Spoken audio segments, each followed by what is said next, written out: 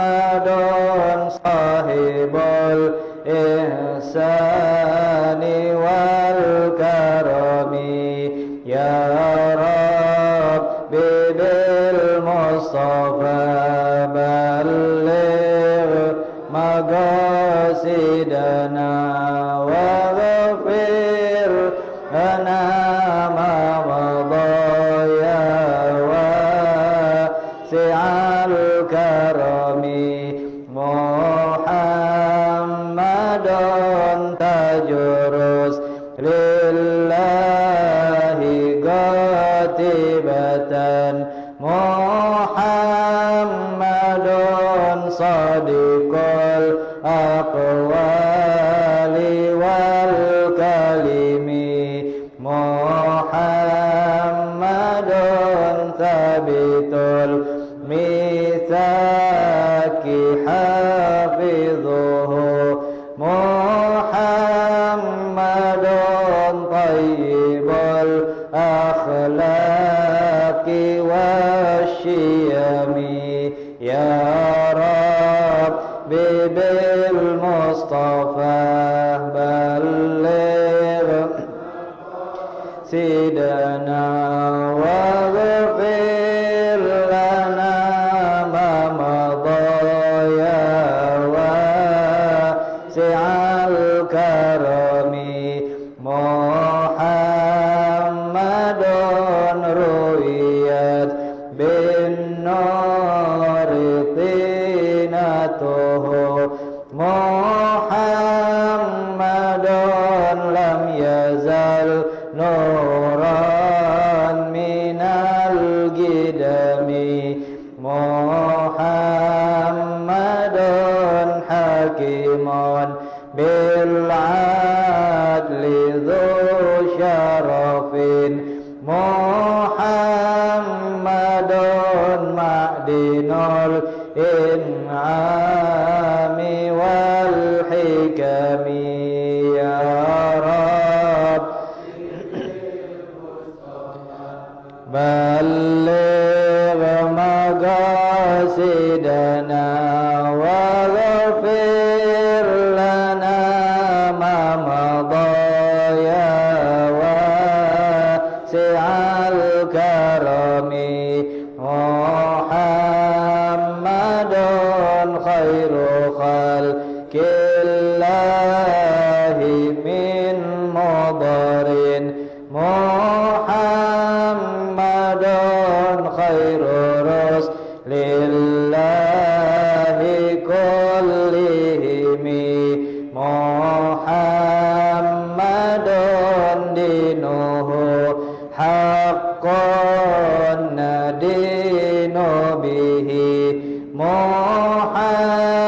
Muhammadun mujmilan haqqan ala alami ya Rabbi bil Mustafa maqasidana wa ghafir lana ma madaya wasi'al karami Muhammadun dzikruhu rauhun li anfusina Muhammadun syukruhu fardun alal umami Muhammadun zinatun dunya wa bahjatuha Muhammadun kashiful ghammati wa dhulami ya Rabbi bil Mustafa balligh maqasidana wa ghafir lana ma madaya wasi'al Muhammadun sayyidun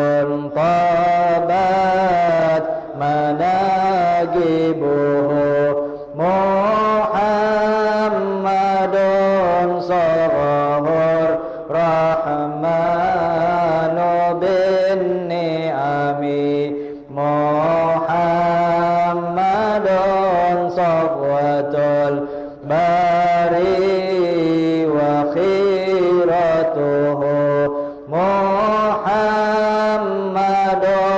طاهر من سائر التهم يا ربي بالمصطفى مقاصدنا واغفر لنا ما مضى يا واسع الكرم محمد ضاحك للضيف مكرمه محمد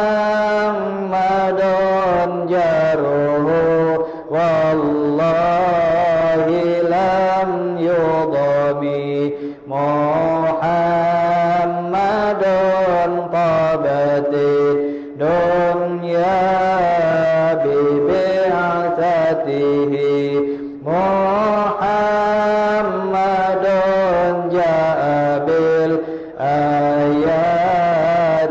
والحكم يا ربي بالمصطفى بلغ مقاصدنا واغفر لنا ما مضى يا واسع الكرم محمد يوم بعث الناس شافعنا محمد نوره الهادي من الظلم محمد قائم لله ذو همم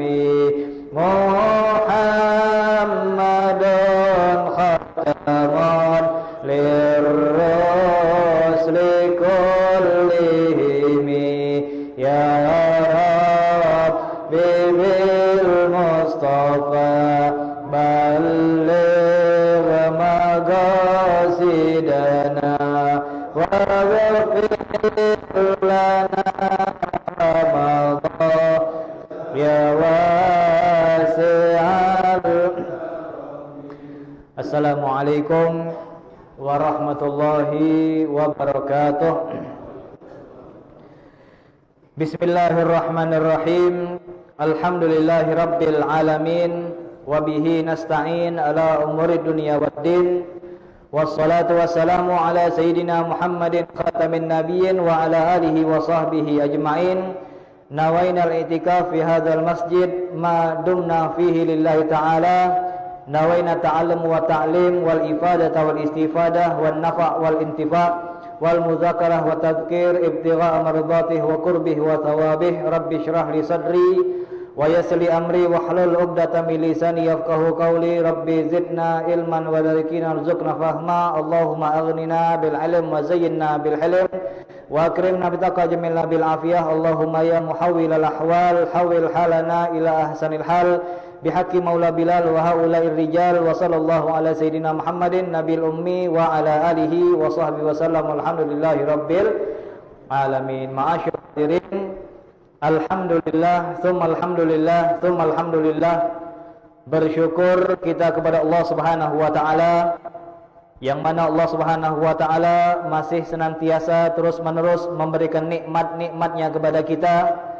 Baik nikmat panjang umur, baik nikmat kesehatan dari Allah Subhanahu wa taala, nikmat ketentraman dalam berumah tangga, nikmat ketentraman dalam bertetangga, bahkan nikmat yang terbesar Allah berikan kepada kita, yaitu Allah menjadikan kita termasuk umat yang terbaik, yaitu umat Nabi Muhammad SAW. Dan alhamdulillah kita pun lagi-lagi diberikan tambahan nikmat dari Allah Subhanahu wa taala, yang tidak semua orang mendapatkan nikmat tersebut, yaitu mampu untuk terus-menerus berbuat taat kepada Allah Subhanahu wa taala, mampu ataupun dipermudahkan oleh Allah Subhanahu wa taala untuk mendatangi tempat-tempat yang di situ turun ampunan dari Allah Subhanahu wa taala, tempat-tempat yang di situ insyaallah rizki kita akan bisa diberkahi oleh Allah Subhanahu wa taala, tempat-tempat yang insyaallah akan menjadikan orang tua kita diampuni oleh Allah Subhanahu wa taala, tempat-tempat yang bakal menjadikan kesehatan kita ataupun umur kita ke depan akan dijadikan oleh Allah Subhanahu wa taala menjadi lebih baik ibadahnya dibandingkan dengan tahun kemarin. Dan insyaallah tidaklah kita berkumpul di tempat ini kecuali Allah Subhanahu wa taala ingin menjadikan kita bersama keluarga kita menjadi orang-orang yang bakal menikmati surganya Allah Subhanahu wa taala. Amin ya rabbal alamin. Ma'asyiral hadirin, alhamdulillah kita berada di majlis pertama kita dari tahun 1442 Hijriah yang insyaallah kita minta kepada Allah Subhanahu wa taala di awal majlis ini mudah-mudahan tahun ini Allah jadikan rizki kita lebih baik daripada tahun yang kemarin. Allah menjadikan kesehatan kita lebih baik daripada tahun kemarin. Allah bakal menjadikan hati kita lebih sehat daripada hari yang lain ataupun waktu-waktu yang lain.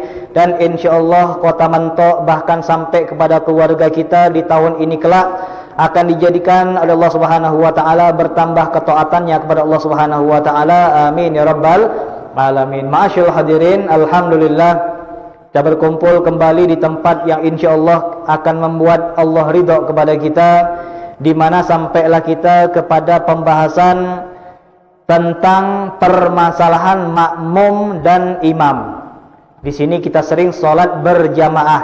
Ada yang sudah berjamaah 2 tahun, ada yang sudah ikut berjamaah 50 tahun atau mungkin berpuluh-puluh tahun.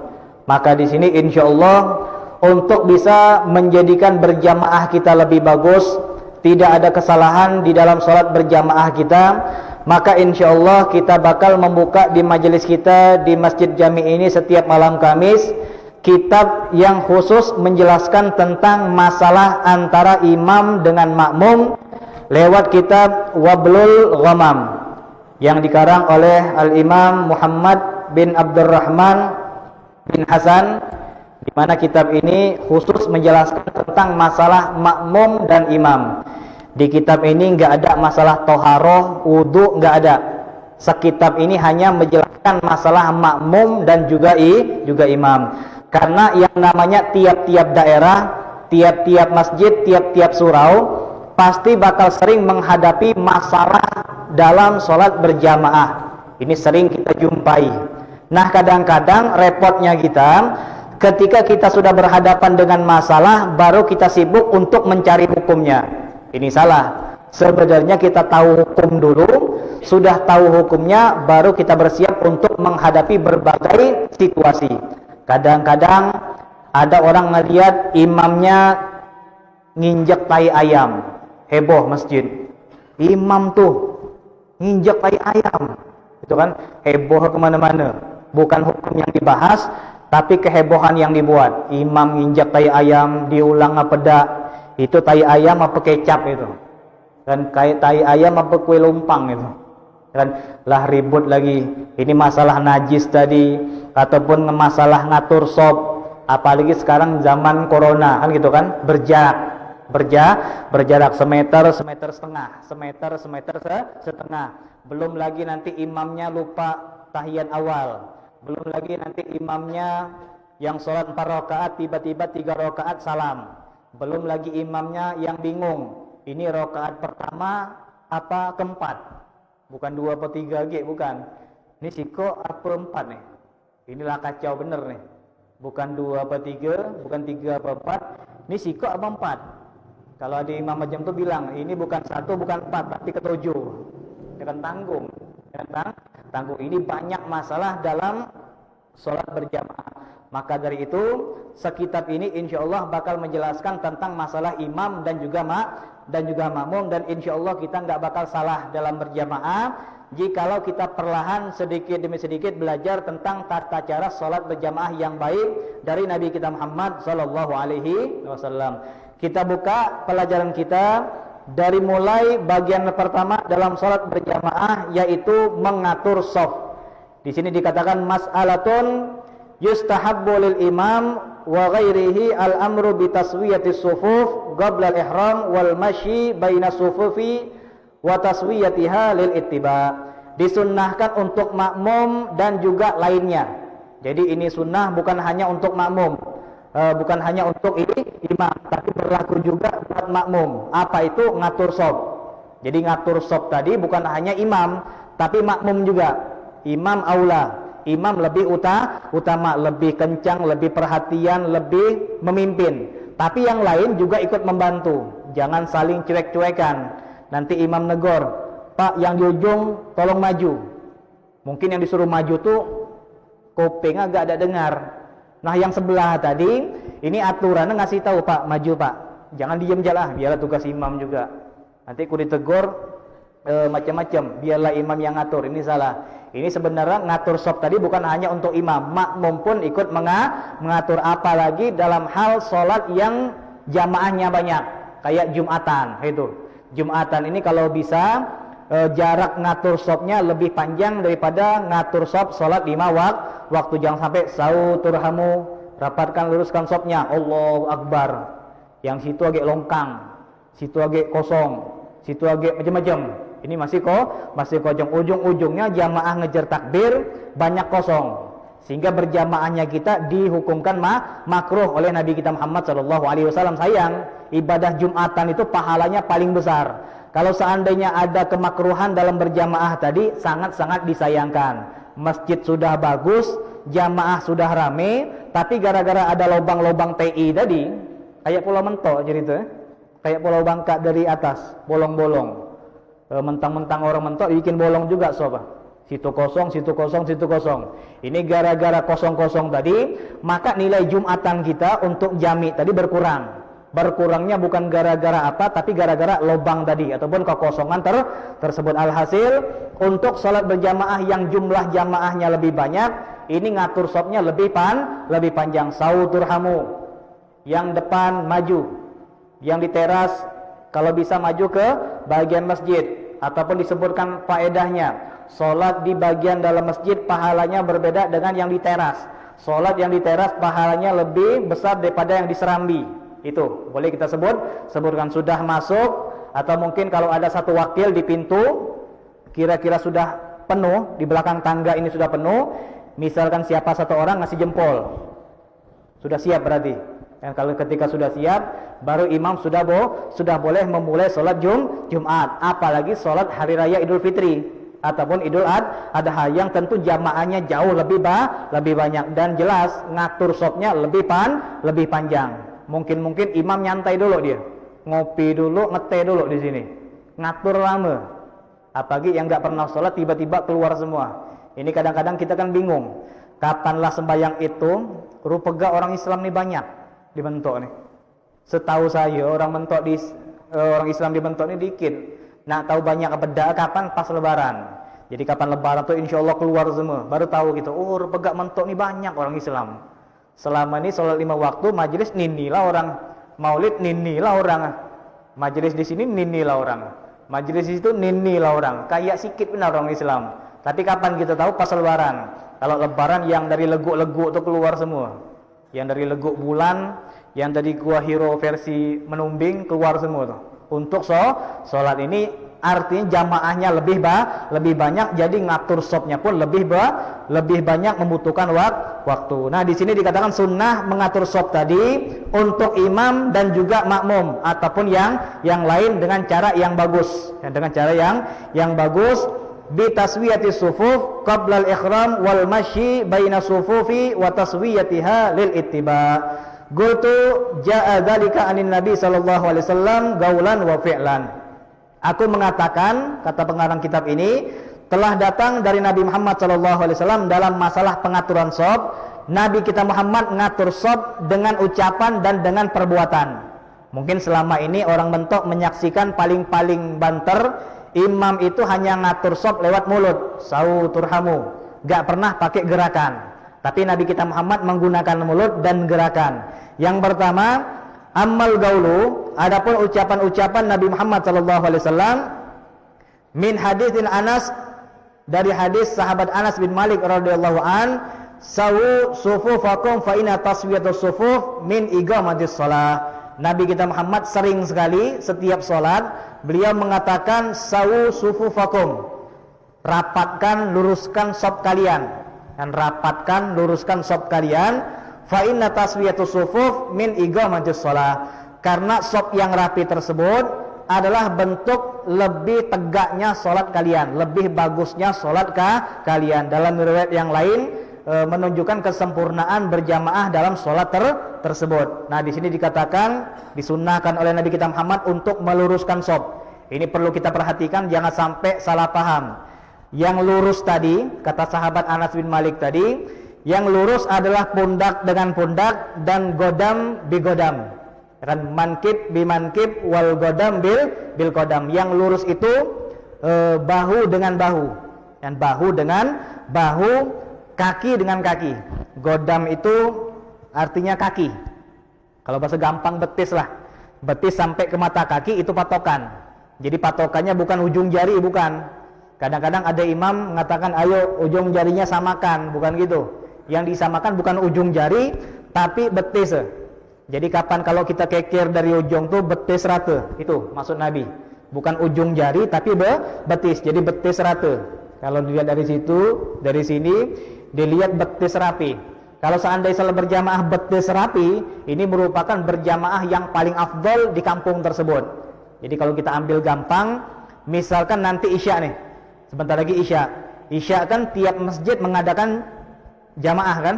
Di sini mengadakan sholat berjamaah Isya. Di Surau Tanjung juga nanti habis tahlilan mengadakan Isya berjamaah. Di Kampung Ulu juga mengadakan Isya berjamaah. Kira-kira masjid mana yang paling bagus berjamaah? Dan kira-kira masjid mana yang paling bagus jamaah? Kata Nabi Muhammad, yang paling bagus jamaah yang paling shaf rapi.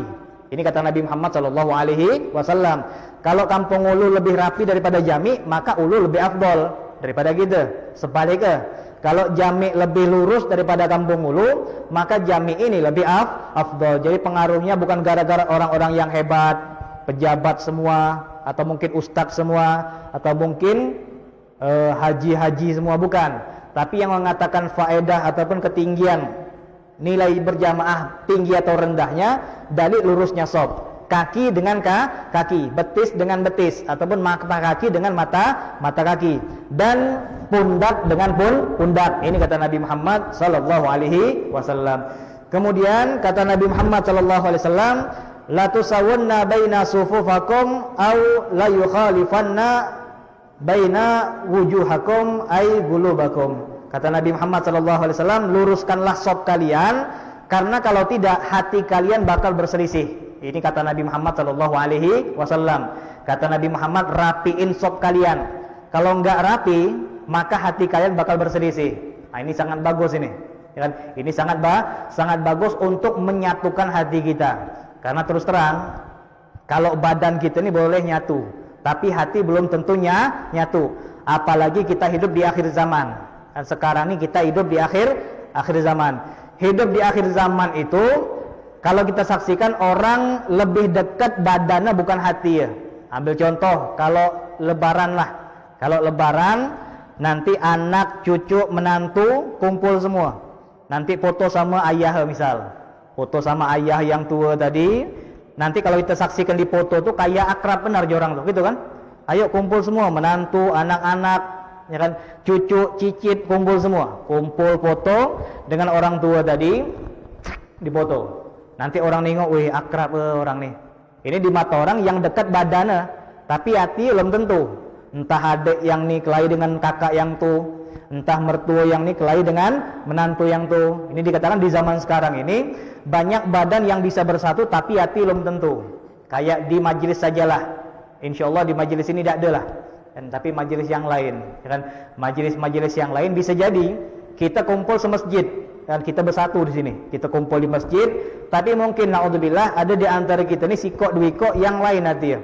Kapan nengok sikok tu macam ni, kapan nengok situ macam ni. Nah ini cuma bersatu badan je lah, tapi hati tidak. Nah ini yang ditakuti sama Nabi Muhammad sallallahu alaihi wasallam. Nabi Muhammad itu takut kalau seandainya kita ini berselisih hati, bukan berselisih badan.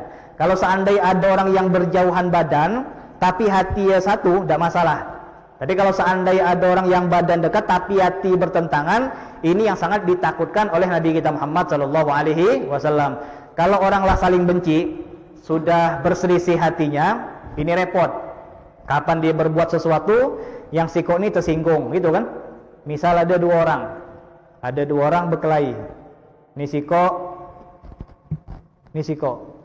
Kalau ada orang berselisih, kita contohkan dua aja lah. Jangan 4 lawan 4 atau 10 lawan 10 dah. Sikok lawan sikok aja lah. Kalau ada orang berselisih hati, dua orang ini, kapan ada hal sekecil apapun bisa jadi besar. Yang sikok ni berbuat macam ni, yang sikok ni nilai lain. Sikok nilai lain, timbullah omongan. Nanti ini omongannya ringan, nanti ditangkepin sama yang ini, heboh lagi.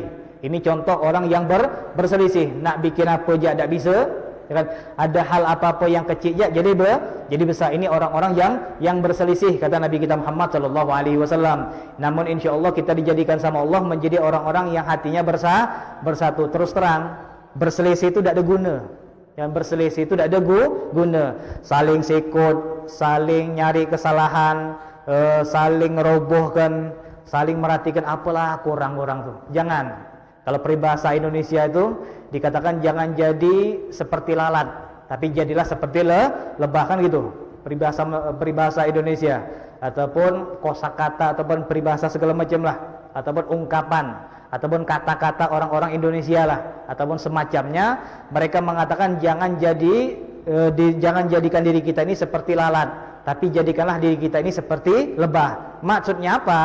Yang nama lalat tuh dia pasti nyari yang bau-bau gitu kan, nyari yang bau, nyari yang kotor, dan nyari yang bau, nyari yang kotor. Walaupun lalat tersebut berada di taman bunga, yang dicari yang busuk-busuk, kulit udang gitu kan, kepala udang yang dibuang sama orang tuh yang diincar sama lalat. Padahal di situ ada kembang yang wangi-wangi, ya kan, ada buah yang wangi, tapi lalat tidak nak, dia nyari yang busuk-busuk, nyari yang busuk. Tapi kalau seandainya lebah tadi, dia bisa nyari sesuatu yang bagus walaupun di tempat sampah bisa. Lebah tadi kalau dia terbang menuju ke tempat sampah, yang dicari sesuatu yang bagus, entah buat sarang, entah buat bahan dia menjadikan badan dia bisa menghasilkan madu. Ini kata ulama, jangan jadi lalat, tapi jadikanlah diri kita ini lebah. Ambil yang positifnya. Ini kalau kita ngelihat orang, jangan ngelihat yang udoh. Ini nasihat buat saya pribadi dan kita semua. Ini belajarlah, mumpung kita berada di tahun baru. Jadi sifat-sifat yang buruk tahun lalu buang-buanglah jauh-jauh. Kapan kita ngelihat orang, ngelihat yang bagus. Dan kapan kita ngelihat orang, ngelihat yang bagus. Walaupun dia berbuat buruk, tafsirkan dengan tafsir yang lain. Sebanyak 70 tafsir. Oh mungkin dia macam ni. Oh mungkin dia macam ni. Lihat orang assalamualaikum warahmatullahi pulang. Jangan langsung berburuk sangka. Wah dia tu gila, habis salam pulang. Berbaik sangka. Dan berbaik sangka. Mungkin dia punya uzur. Mungkin nak buang angin, gitu kan? Masa buang angin di situ? Lah kelahi pula gitu. Ini berbaik sangka. Mungkin dia ada uzur. Ngapo si pulang tuh tidak pernah majlis di mentok tuh. Padahal di majlis tuh di mentok tersebut ada majlis 10 kali. Ngapalah orang tuh tidak pernah majlis. Ini jangan sampai kita berburuk sangka. Mungkin kaki dia tidak kuat, mungkin tidak sehat. Mungkin dia pendengarannya kurang, mungkin dia kurang nyaman, mungkin segala macam mungkin sampai 70 kali. Ini dia katakan sama ulama-ulama kita ini cari yang bagusnya. Kapan kita ngelihat bini, ngelihat yang bagus, jangan ngelihat yang udo. Kalau kita nengok bini, nengok yang udo, bini kita tuh udo semua. Kan dicari keburukan, buruklah yang kita dapat. Tapi carilah kebaikan. Kata ulama, kalau kita ngisi air, misal ini cangkir nih. Cangkir ini, nah ini. Pertanyaan saya, air ini penuh apa tidak nih? Kurang dikit kan? Nah ini kata ulama, kalau kita nak nengok sesuatu tuh jangan nengok yang kosong, tapi nengok yang berisi. Ini peribahasa ulama. Kalau kita ngelihat air, lihat yang bagian berisinya. Jangan lihat bagian yang kosong. Ini cara pandang kita, dan ini cara pandang kita. Ini jangan sampai berselisih, kata Nabi Muhammad SAW, karena berselisih itu sangat dibenci oleh Allah Subhanahu Wa Taala. Berselisih itu bisa mengakar bisa tumbuh, bisa berkembang, nanti bercabang, jadi besar, jadi besar, jadi besar. Ini namanya berselisih, ujung-ujungnya dendam ataupun dengki ataupun timbul hasud segala macam. Ini mari kita kikis sedikit demi sedikit selisih tadi dengan apa? Dengan ngatur sop tadi. Jadi kalau kita ngatur sop, insya Allah orang-orang yang ada selisih tadi pelan-pelan dan pelan-pelan bakal dibuka pintunya sama Allah Subhanahu wa taala, mereka pun bakal bersatu. Kapan ngelihat musuh macam ni, oh mungkin macam ni. Timbul sendiri. Bukan kita yang ngatur, tapi Allah yang ngatur, Allah yang mendidik langsung hati kita biar lembut dengan saudara-saudara kita. Ini mengatur sob sangat dianjurkan oleh Nabi kita Muhammad sallallahu alaihi wasallam. Kemudian Nabi kita Muhammad juga ngatur sob yang kedua dengan fi'il, dengan perbuatan. Di sini dikatakan wa kana Rasulullah sallallahu alaihi wasallam yatakhallalu sufuf min nahiyatin ila nahiyatin yamsahu sudurana wa managibana wa yaqul la takhtalifu fatakhtalifu qulubukum. Kata Nabi kita, sahabat Nabi Muhammad sallallahu alaihi wasallam, sesungguhnya Rasulullah sallallahu alaihi wasallam ketika mengatur shop, beliau itu berjalan dari ujung ke ujung. Jadi Nabi kita Muhammad itu kalau ngatur shop dari ujung ke ujung, bukan sau turhamu, cuman ngomong dak. Tapi Nabi kita Muhammad langsung berjalan. Bahkan dikatakan yamsahu sudurana. Bahkan Nabi kita Muhammad itu memegang dada kami. Kalau seandainya ada yang maju di antara kami, ada yang maju dimundurin sama Nabi Muhammad.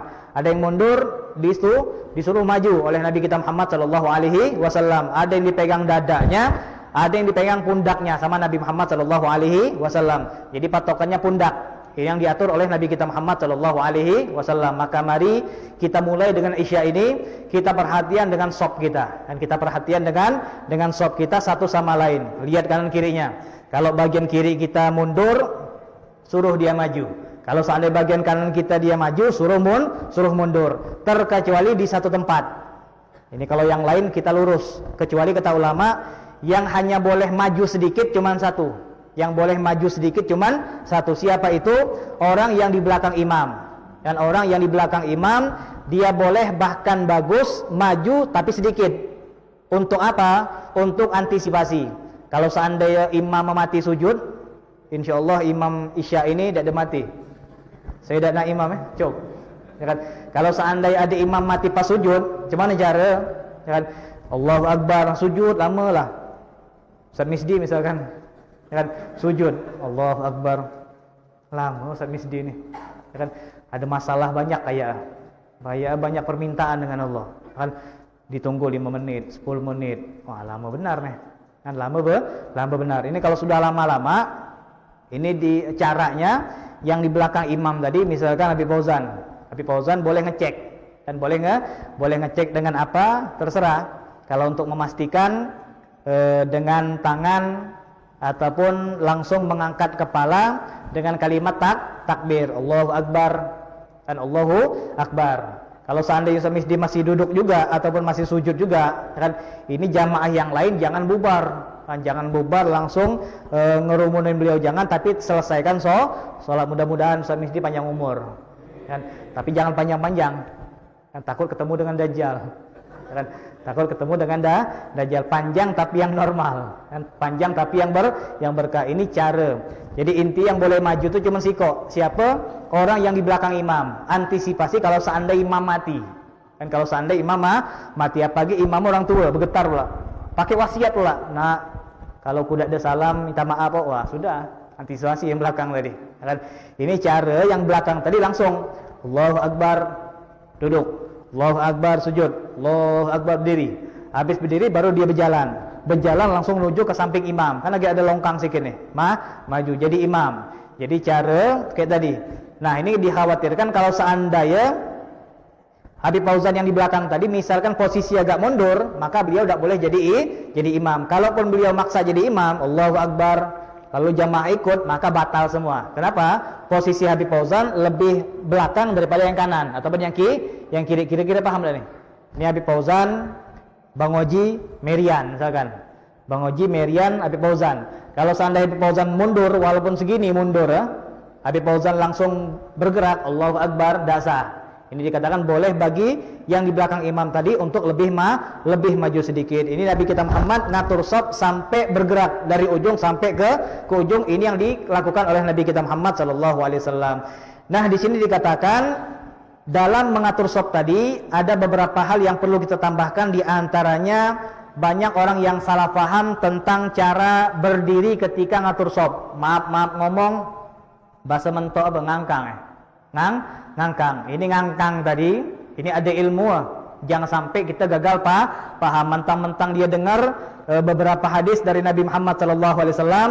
Nabi Muhammad mengatakan temukan antara kaki dengan kaki. Yang temukan antara kaki dengan kaki. Ini kadang-kadang orang banyak salah memahami hadis dari Nabi Muhammad sallallahu alaihi wasallam, walaupun mereka punya dalil hadis ini sahih Bukhari. Dan hadis ini sahih Bukhari, sahih yang paling sahih. Di sini kita bawakan dalil mereka.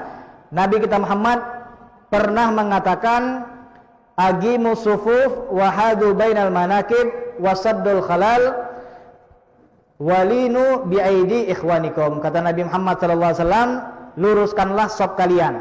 Dan ayo luruskan, rapikan saf kalian. Wa hadu bainal manakib, luruskan pundak dengan pundak. Jadi pundak ketemu dengan pundak, wasaddul khalal, dan isilah bagian-bagian yang kosong tadi. Kata Nabi Muhammad sallallahu alaihi wasallam, walinu biaini ikhwanikum, dan berlembutlah kalian ketika ingin menarik seseorang. Ini kata Nabi Muhammad, ayo rapat, yang kosong diisi, karena aku melihat bagian yang renggang-renggang tadi itu diisi dengan syaitan. Jadi kata Nabi Muhammad, kalau seandainya ada sop yang renggang, ini orang ikut sejadah. Tapi alhamdulillah zaman sekarang tidak ada lagi. Kalau zaman dulu kita perhatikan, mungkin bapak-bapak masih ingat, orang-orang zaman dulu tuh pakai sejadah siko-siko kan. Nah, ini kadang-kadang orang mikir siko sejadah. Jadi kalau zaman dulu contoh lebih banyak renggang-renggang. Tapi kalau zaman sekarang sejadah kebanyakan satu motif. Jadi insya Allah mereka lebih rapat. Memang kata Nabi Muhammad, kalau berjarang-jarang tadi, maka sela tersebut bakal diisi oleh syaitan. Kata Nabi kita Muhammad sallallahu alaihi wasallam. Nah, saking banyaknya Nabi Muhammad mengatakan jangan renggang, nanti masuk syaitan, maka timbullah hadis yang sering dibawa oleh mereka. Wa kana ahaduna yulziku mankibahu bimankib sahibihi wa gadamahu bigadabih. Ketika Nabi Muhammad mengatakan jangan renggang, dempet, kata Nabi Muhammad SAW, maka kata sahabat Anas bin Malik, wa kana ahaduna. Ini perlu kita baca hadisnya pelan-pelan. Dan kadang-kadang orang ngambil ujung aja, pundak dengan pundak, kaki dengan kaki. Ini salah orang zaman sekarang, dia baca ujung hadis ya lah, tapi pangkal hadis tidak dibaca sama dia. Apa itu? Pangkal hadis tadi, wa kana ahaduna. Kata Anas bin Malik, ketika Nabi Muhammad nyuruh ngerapat, ada satu orang dari kami. Paham tak? Ada siko orang dari kami, ya kan? Wa kana ahaduna, ada salah satu orang dari kami. Jadi jamaah banyak nih, ya kan? Tapi ada satu orang, kata Anas bin Malik, yulziku mankibahu bimankibi sahibih. Dia langsung nempelin pundak dengan pundak, saking takut tadi ditempel lah.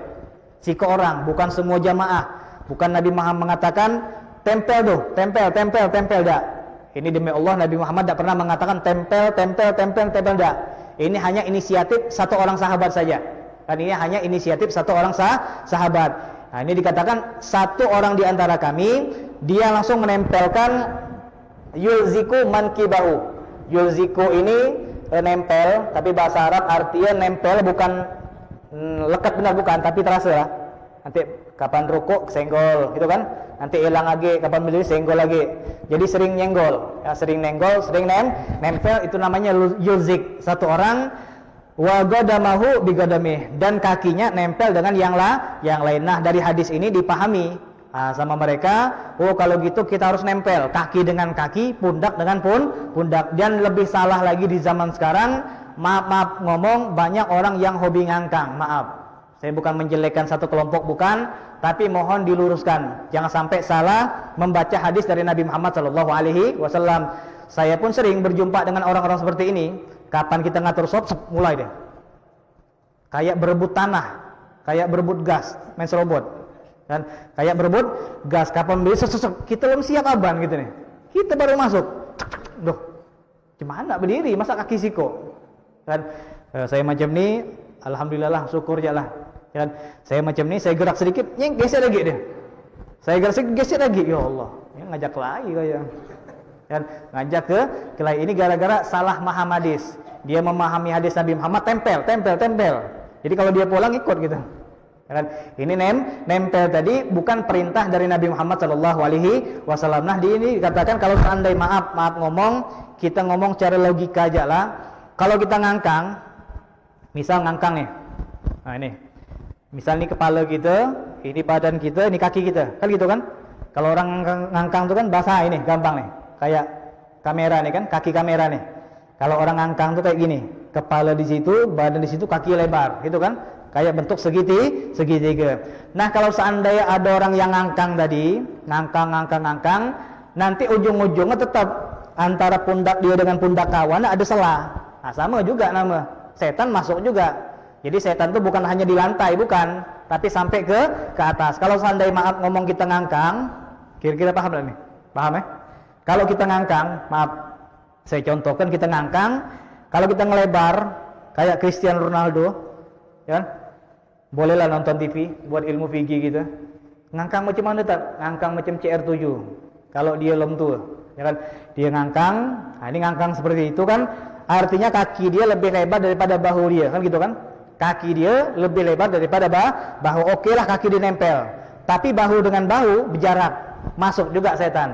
Dan setan masuk. Jadi yang benar kaki agak rapat, pundak juga agak rapat. Nah, namun dikatakan jangan sampai terlalu nyenggol. Kalau orang kira-kira risih, kita kan bisa baca.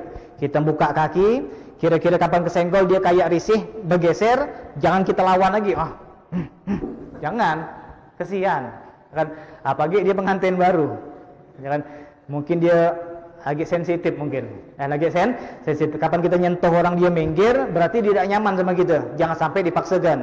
Atau mungkin ada orang yang sengaja jauh dengan kita. Dan kita ngedekat dia ngejauh, kita ngedekat dia jauh. Mungkin gara-gara sakit kaki. Kan gara-gara sakit kaki sehingga kapan dia sujud, kapan dia duduk, dia harus mungkin melebarkan kaki ya. Jadi dia sengaja ngasih jarak untuk apa nanti kapan dia duduk bisa macam ni kaki dia. Kan ada orang tipe seperti itu. Ataupun ada orang yang ngejauh gara-gara bau badan kita. Ini kadang-kadang kita ini ngerasa wangi terus. Tapi yang tahu wangi pedak itu orang lain sebenarnya. Nah bisa jadi ada orang kapan kita ngedekat dia ngejauh. Kapan kita ngedekat kita jauh. Pakai ngerotok pula. Kau ni tak tahu sunnah Nabi. Sini kau. Sunnah tu macam ni. Kapan rokok pingsan dia. Kan? Kapan kita cium, oh pantas. Ya kan pantas. Ini kadang-kadang orang ngejauh dari kita banyak sebab. Gara-gara mungkin dia sakit atau mungkin bau badan kita. Alhasil ngerapatkan sop tadi jangan sampai salah. Jangan sampai salah, jangan sampai kita ngangkang. Karena di hadis Nabi Muhammad itu kalau berdiri jarak kaki kanan dengan kaki kiri itu kalau enggak sejengkal setengah. Dan kalau di hadis kebanyakan di shibrin, kebanyakan Nabi Muhammad itu kalau sholat sejengkal jaraknya. Jadi kaki jaraknya sejengkal. Alias jarak kaki dengan jarak ini sama. Nah ini lengan kita nih, lebar lengan dengan lebar kaki itu sama. Kalau orang ngikir dari jauh macam dua ekor lidi, sama. Jangan sampai kita bentuk segitiga, jangan, rapat pun jangan, sedang saja. Ini yang diajarkan oleh Nabi kita Muhammad Shallallahu Alaihi Wasallam. Nah di sini dikatakan mengatur shop sangat dianjurkan oleh Nabi kita Muhammad Shallallahu Alaihi Wasallam. Untuk itu, mari kita rubah kebiasaan kita rapatkan shop tadi. Maaf, bukan berarti harus nempel. Ya sekiranya enggak berjarak lah. Ya, berjarak di sini maksudnya kalau seandainya ada kanak kecil masuk muat. Nah itu bahasanya. Dan yang dilarang sama Nabi Muhammad itu kalau seandainya ada anak kecil masuk muat, itu namanya renggang. Tapi kalau seandainya renggang sedikit, tapi sekira kalau anak kecil masuk tetap tidak muat, nah ini nggak apa-apa. Yang dilarang sama Nabi Muhammad itu renggang yang sekiranya anak kecil ataupun anak kambing, kata Nabi Muhammad, muat. Itu yang dimakruhkan oleh Nabi kita Muhammad Shallallahu Alaihi Wasallam. Sebagai penutup, apa hukumnya sholat di zaman corona ini, yang semeter tadi? Kan? Ini beda tempat, beda hukum. Kan beda tempat, beda hukum. Kalau seandainya berada di zona hitam, kalau seandainya berada di zona hitam, yang mana tetangga masjid tadi lah banyak yang mati, memang, ya kan, memang banyak mati. Bukti ada. Dan bukti ada kapan sikok tu terkapar di teras. Sikok ni langsung kelihat tanda-tanda corona tadi. Sehingga dijadikan kampung tadi kampung zona hitam. Memang jelas zona hitam, bukan dijadikan, bukan. Dan insya Allah kita pahamlah. Kalau memang sudah dahsyat, banyak yang kena di situ. Nah, ini dikatakan berbeda hukumnya dengan orang yang zona merah, apalagi orang yang punya zona kuning, apalagi zona hijau. Dan subhanallah hebatnya mentok ini. Saya bukan menyinggung masjid manapun, namun saya heran di mentok ini kita ni zona hijau. Tapi ada masjid yang jarak semeter berlaku di sini. Ada kan? Di mentok ni ada tak kira-kira? Ada kemarin, ada tak? Setelah dia omong-omong baru berubah. Dan dia omong-omong baru berubah. Saya dengar dari jamaah masjid ini solat berjarak. Dan solat berjarak. Saya mikir, kan maaf ngomong, jorang ni apa tak mikir Allah tu tahu. Kan apa jorang tu mikir bisa untuk nipu Allah. Paham tak nipu Allah macam mana? Kan sekarang macam ni jelah. Misalkan jami ini diterapkan sembahyangnya berjarak-berjarak. Okeylah berjarak-berjarak semeter. Pertanyaan saya, apakah memang selain sholat itu kita ini berjarak terus dengan orang? Apa berjarak terus? Tidak kan? Kadang-kadang dia naik mobil. Kan kalau di Jakarta itu naik busway gitu kan? Naik busway, naik kereta sempit-sempitan, naik KRL sempit-sempitan, nanti sampai Istiqlal berjarak. Kata Allah nak nipuku apa nih? Kan apa nak nipuku di kereta sempit-sempit jadi? Kan di kereta sejam, di sini 5 menit, agak berjarak juga. Kan aku kena kan ada? Kena dia. Ya kan di kereta sempit-sempit. Sempit. Di mobil, kan sempit kan? Ada tak di mobil semeter ada? Kan mobil besar yang naik orang 2, tak ada. Ada ramai-ramai di mobil bersempit, minimal dia dekat. Nanti kapan sampai masjid berjarak. Ini wa makaru wa makarallah. Kan mereka berusaha menipu Allah, tapi tipuan Allah jauh lebih hebat daripada tipuan mereka. Ini kadang-kadang kita ni bingung. Zaman sekarang ni orang maaf kaya tambah bodoh. Kan sekolah lah pinter-pinter, S3, S5, S11, S17, kan. Tapi maaf ngomong pinter jorang tu kaya tak ada nyambungnya lah. Kita ni bingung. Kan jorang ni mikir apa dak? Kan di mobil sempit-sempit, di kereta sempit-sempit, tapi di masjid berjarak. Yang lebih hebat lagi, kapan dia bersembayang berjarak-jarak. Habis salam di teras ngobrol. Apa kabar? Macam mana tanah kemarin? Laku dak? Mancing dapat apa? Ya, jala kami goyang, bertepuk-tepuk. Macam mana cerita ni? Kan giliran ngadep Allah berjarak, gitu kan? Kapan di belakang berdua. Ini kadang-kadang insya Allah yang nama kita ini mungkin tidak ada yang berjarak terus, terkecuali kalau memang kalau seandainya di luar masjid itu orang memanglah semeter, ya, dengan keluarga semeter, dengan bini semeter, ada. Ya, ini lebih hebat lagi, ada nih sikap lagi. Apa? Laki bini gila. Tahu laki bini gila? Laki bini gila tu berjarak, dek, jaga jarak dek. Dia sembahyang berdua di rumah, jaga jarak dek. Nanti malam macam mana bang? Nanti lain cerita itu. Ya, kalau malam boleh, tapi kalau isya kita berjarak. Soal corona. Jadi corona tu bisa di setel kayak remote. Ini aneh kan? Kapan berjamaah jauh-jauh sedikit, anak-anak mundur semeter, ya kan? Bininya segini, imam di sini, dia di sini. Habis salam diranjang semeter bisa? Tidak bisa. Apalagi makan kambing haji tadi, ya kan? Nah, ini dikatakan kadang-kadang kita ini ngaku pintar tapi bodoh sebenarnya. Ngaku pintar tapi bodoh berjarak, tapi di pasar kita bersatu gitu kan? Kita beli ikan, ada yang berjarak-jarak, tidak ada. Ngantri gas, tidak ada. Berjarak tersebut. Nah, ini dikatakan kadang-kadang aneh di zaman sekarang ini. Mudah-mudahan kita pun bisa dijauhkan dari corona, terkecuali sebagai penutup kalau seandainya memang pemerintah mengatakan eka tidak boleh berjamaah, eka tidak boleh jumatan kecuali berjarak. Eka tidak boleh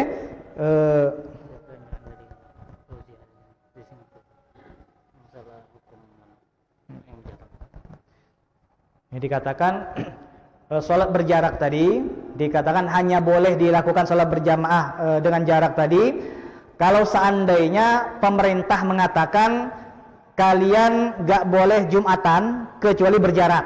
Nah, ini boleh. Kalau seandainya pemerintah, aparat, polisi mengatakan orang jami gak boleh mengadakan jumatan kecuali berjarak, apa boleh buat? Untuk bisa jumatan walaupun berjarak pun tidak apa-apa. Namun alhamdulillah di Bento ini kalau kita tanyakan kepada pemerintah ataupun kepolisian, nggak ada larangan. Ini nyerempet sedikit ya, mohon maaf, kayak Jumatan. Di awal-awal corona itu ada beberapa masjid yang melarang Jumatan, gitu kan? Di awal-awal corona kalau kita ingat, ada beberapa masjid yang tidak ada Jumatan. Saya terkejut, ya Allah, tidak ada Jumatan. Kita ini agak zona hijau. Saya nanya sama kawan saya polisi, Pak, emang tidak boleh Jumatan? Boleh. Orang tuh mandai-mandai sendiri. Nah ini. Kan? Jadi kadang-kadang pemerintah itulah bagus, polisi itulah bagus. Kadang-kadang yang ngurus masjid yang agak sok-sokan lah. Ya kan? Bukan sok suci ini, sok corona. Ya kan? Bukan sok suci tapi sok corona. Tidak ada Jumatan, takut corona, berjarak. Ya kan? Ini kita katakan polisi lah ngebolehkan, pemerintah lah ngebolehkan, tapi mereka yang nutup ini demi Allah, yang nutup masjid Jumatan kemarin tanggung sendiri di akhirat. Ya kan? Tanggung sendiri orang yang nutup Jumatan, sehingga orang-orang sekampung tak Jumatan, dia bakal nanggung dosa meninggalkan Jumatan, bukan siko orang, tapi sekampung. Pemerintah tidak ngelarang soalnya. Yang pemerintah tidak melarang. Ini dikatakan sholat berjamaah harus diatur sopnya untuk bisa menyatukan hati kita. Namun kata Nabi Muhammad, ngatur sop tadi dengan ucapan yang lembut. Kalau kita nyuruh maju, nyuruh yang benar, nyuruh yang lembut, jangan pakai omongan yang menyinggungkan, dan yang ditarik pun jangan sampai kesinggung. Kata Nabi kita Muhammad sallallahu alaihi wasallam. Alhasil sholat berjarak tadi, pertanyaan dari ikhwan di Singapura tadi, apa hukum sholat berjamaah dengan berjarak tadi? Ini hukumnya makruh. Kan hukumnya makruh. Sholat berjarak tadi hukumnya makruh. Mending sembahyang di rumah. Kan mending sembahyang di rumah dengan anak bini kita dalam keadaan rapat, itu jauh lebih afdol. Di masjid ramai berjarak, di rumah kita hanya dengan keluarga kecil kita, tapi rapat, maka lebih afdol di rumah. Kenapa? Rapat tadi. Nah, ini dikatakan makruh terkecuali Jumatan. Kalau Jumatan di rumah tidak bisa, tapi bisa dilakukan hanya di masjid. Mudah-mudahan sop kita pun bakal lebih dirapikan sama Allah Subhanahu wa taala. Amin ya rabbal alamin. Ma'asyiral hadirin, minta maaf ada yang kelupaan. Insyaallah malam Sabtu ini kita bakal mengadakan acara, karena malam Sabtu ini bertepatan dengan malam Asyura tanggal 10 Muharram.